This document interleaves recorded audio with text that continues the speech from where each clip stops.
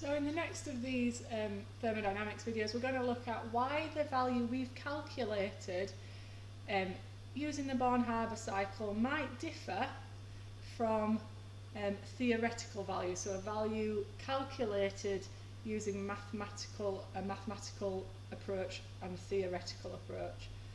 Okay, so this is something that we refer to as the perfect ionic model.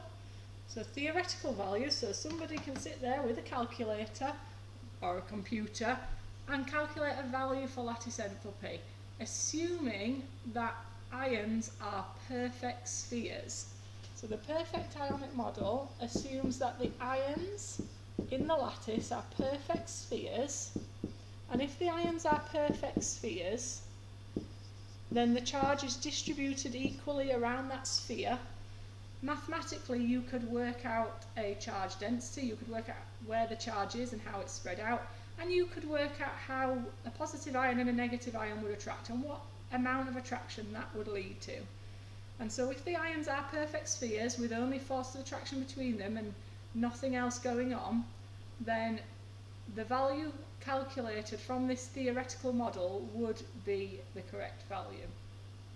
When we use the experimental data that we've been using in our Born-Haber cycle to find a value for lattice enthalpy, by looking at all these other changes that we've discovered experimentally, then we can see how well these two numbers match up. So does the lattice enthalpy from experiments tie in with the lattice enthalpy from the computer model, from the perfect ionic model? If it doesn't, this is going to give us some indication that our ionic compound actually has some covalent characters, so some ability to not be truly spherical and to be the two spheres to be sort of merging towards one of each other and almost becoming covalent, almost touching. The closer the experimental value is to the theoretical, the better the ionic bonding, the stronger the ionic bonding, the greater the degree of ionic bonding. The further away it is, then the more likely there is to be some covalent character. So what we're going to do is we're going to have a look at two different ionic substances and their values. So we've got sodium chloride, we've got its experimental value as -787, and we've got its theoretical value as -766. These are lattice enthalpies of formation. And those two numbers are very, very close. So what we can say about sodium chloride is that sodium chloride is almost perfectly ionic.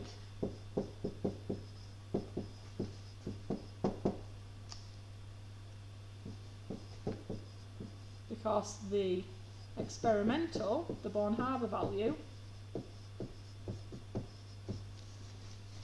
and the theoretical, the perfect ionic model value,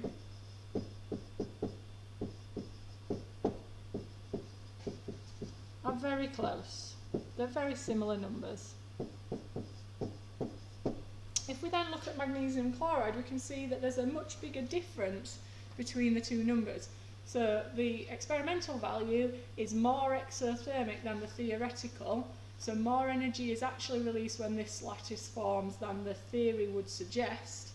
And since there's a bigger difference, what we can say is we would say that MgCl2 has some covalent character.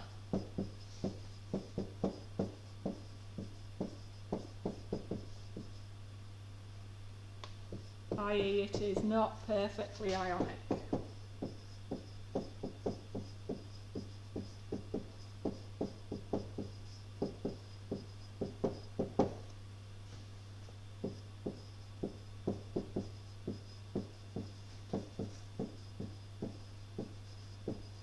Because the values are not that close together. So what do we mean by perfectly ionic? So if something is perfectly ionic, we mean that when we look at the two spheres, the two ions, we've got two perfectly spherical, move that one into the box, two perfectly spherical ions, not necessarily the same size, but they are perfect spheres. So we've got a positive ion and a negative ion, and they're perfect spheres. And the charge is distributed evenly in those spheres, and those two spheres attract each other. Now, if something has some covalent bonding, the positive ion will be pulling on the electrons in the negative ion, and so the negative ion, instead of being spherical, starts to distort. The electrons start to come closer to the positive ion, and so the cloud of electron density is being pulled towards the positive ion, and we're starting to not be spherical and starting to be covalent. Now, if I were to just show you something that was truly covalent, then if something was covalent, like two hydrogen atoms sharing, then our electron density, our two spheres overlap completely, and we have this sharing of the two clouds. So you can visualise that you go from being perfectly ionic with two perfect spheres, and as that negative ion starts to distort towards the positive, as soon as those two overlap and we get sharing, we would get some covalent character. So the second that they start to overlap, we're getting some sharing of electrons and we're getting covalent character. Right, so what causes this and which things might be likely to do it? So this distortion is called polarization. So just like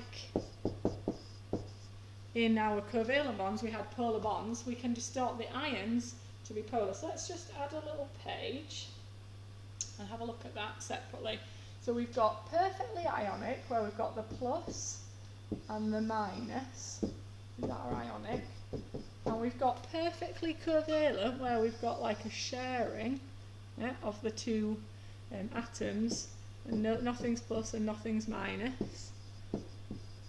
And somewhere in between we might have something that is polar covalent, like HCl, and so it's still a shared cloud, but we've got a slightly minus end and a slightly plus end. We call that polar covalent. And what we're saying now is actually on the way over there we've got this new thing where if we take our positive ion and we distort our negative ion and still keep them as two separate things, then we might have polarized ions. So we've got perfectly ionic on the left, perfectly covalent on the right, polar covalent there moving towards the ionic, and polar ionic moving towards the covalent. So you can just think about this as a continuum of types of bonding. They're not actually fully distinct. Right, so distortion of the ions in this way is called polarization. If there is a lot of this polarization, then they are said to have some covalent character. So the ions are becoming more like polar covalent. The compound is still ionic though. It's still two separate ions. On that little diagram I just drew, they're still ionic, they're just not perfectly spherical. So they're now looking more covalent. So here we go. They're still ions, they're still two separate things, but they are looking more and more like this polar covalent one because they've got this covalent character. So what would cause that? So when will we see this more? So positive ions that are small, so the smaller, they're the ones that are going to be higher up in the groups in the periodic table, less shells and less shielding. Smaller ones, and or highly charged, so something like aluminium. Aluminium is a 3+ ion, it's in the top. It's the second row there, it's got not very many shells. It's also really highly charged, it's Al3+. They are going to be very good at causing the negative ions to distort, so they pull on the electrons a lot. Negative ions that are much bigger but are also highly charged. So no, it's not just opposite words here, be careful. Negative ions that are big and highly charged, so have more electrons, are more easily distorted. So the smaller positive ions with less shells and less shielding are going to pull on other electrons more tightly, and the more highly charged they are, the more they're going to pull on electrons, attract electrons. Negative ions that are big, so that the electrons are quite far away from the nucleus anyway, and have lots of negative charge, and so have lots more electrons than protons, are going to be much more easily polarized. Let's have a look and see if that holds true. So we've got this MgCl2 again. Explain why MgCl2 has more covalent character than NaCl. Well, the negative ion is the same in each, so it's not about the negative ion, it must be about the positive ion. Mg2 plus is smaller than Na plus. Why is that? Well, it's in the same period of the periodic table, but Mg has got more protons. So it's got the same number of shells and shielding as Na, but it's got more protons, so those protons hold that shell in more tightly. It's a smaller ion, so it's smaller than Na plus, and it's more highly charged. 2 is a bigger number than 1.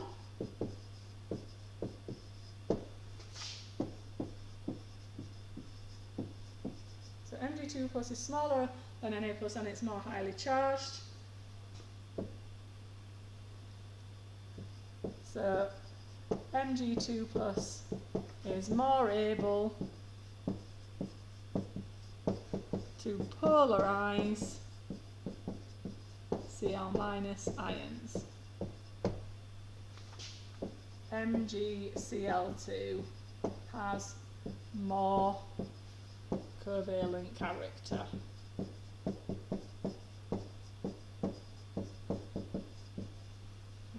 So let's have a look at our last question here, and maybe you can pause the video and see if you can figure out which one of these compounds will show the greatest difference between their theoretical perfect sphere model value and their Born-Haber. Which one is more likely to have some covalent character? So if you've had a go at that question, you should hopefully have come up with this one as your answer, because really we've got to compare cesium with lithium and then fluoride ions with iodide ions. So we're doing 2 comparisons. So first of all, let's look at the positive ion. Li plus is much higher up group 1 than cesium, is smaller. They've both got the same charge, so it's not about charge. Is smaller than cesium 1 plus. So more able to polarize. So this is the causing one, polarize the negative ion, attract the electrons in the negative ion. And then I minus, it's still not about charge, because both I and F are both 1 minus, is larger than F minus, fluoride ions, so more readily polarised, more easily polarised.